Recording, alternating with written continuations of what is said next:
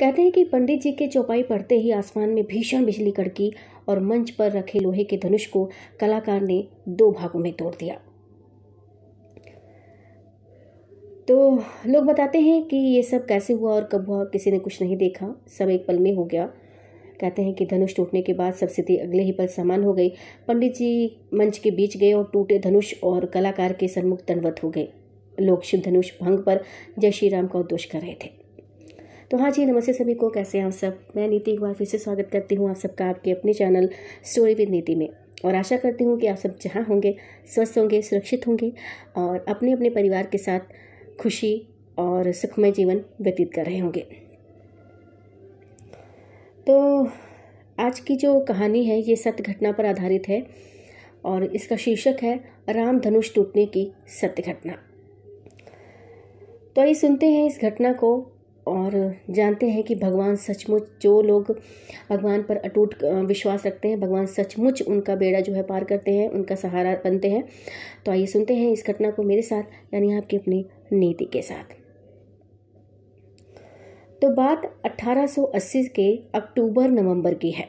कहते हैं कि बनारस के एक रामलीला मंडली में जो है तुलसी गांव, जो रामलीला मंडली थी वो तुलसी गांव आई हुई थी रामलीला जो दिखाने के लिए। मंडली में कहते हैं कि 22 और 24 कलाकार थे जो गांव के ही एक आदमी के यहाँ रुके थे। वहीं सभी कलाकार रिहर्सल करते थे और खाना बनाते और खाते थे।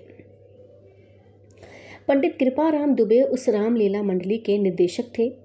वे हारमोनियम पर बैठकर मंच संचालन करते थे और फौजदार शर्मा साज सज्जा और रामलीला से जुड़ी अन्य व्यवस्था जो है देखते थे।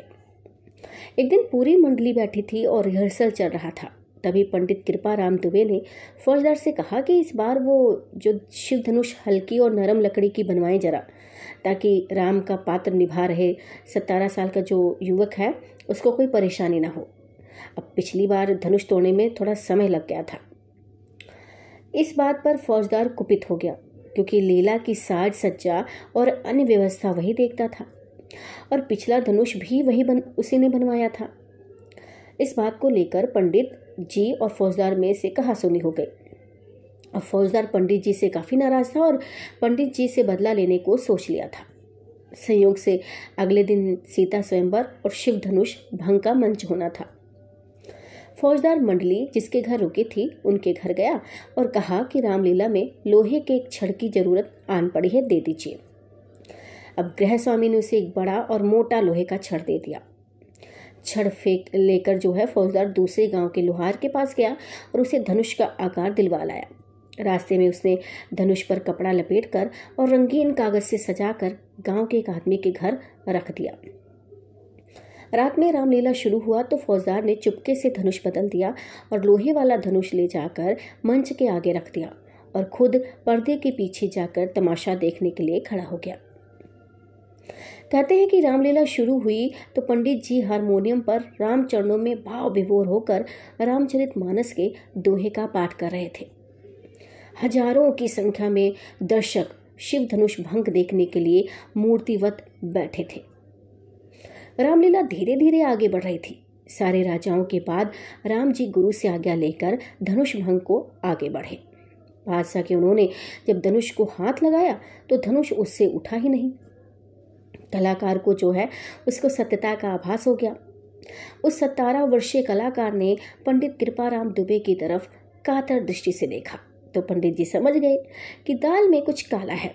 उन्होंने सोचा कि आज तो इज्जत चली जाएगी हजारों लोगों के सामने, और ये कलाकार की नहीं स्वयं प्रभु राम की इज्जत दांव पर लगने वाली बात है।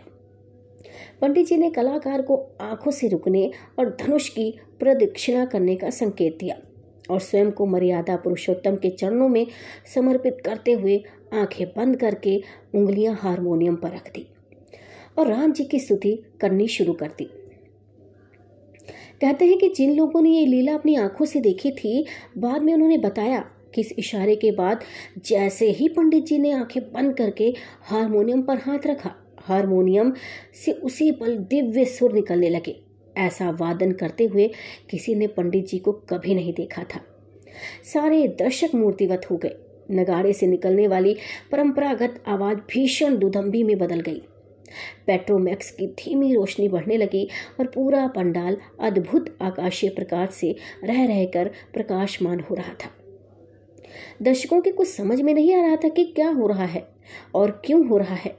पंडित जी खुद को राम चरणों में आत्म समर्पित कर चुके थे और जैसे ही उन्होंने चौपाई कहा कि लेत चढ़ावत खैचत गाढ़े, अब काहू न लखा देख सब ठाढ़े, तेहिछन राम मध्य धन तोरा, भरे भुवन ध्वनि हो घोर कठोरा। पंडित जी के चौपाई पढ़ते ही आसमान में भीषण बिजली जो है कड़की और मंच पर रखे लोहे के धनुष को कलाकार ने 2 भागों में तोड़ दिया। लोग बताते हैं कि ये सब कैसे हुआ और कब हुआ, किसी ने कुछ नहीं देखा, सब एक पल में हो गया। धनुष टूटने के बाद सब स्थिति अगले ही पल सामान्य हो गई।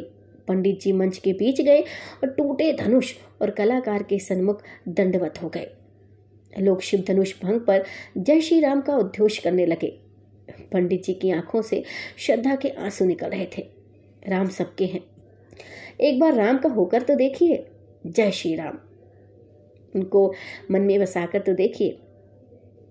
तो कहानी आपको कैसी लगी जरूर बताइएगा।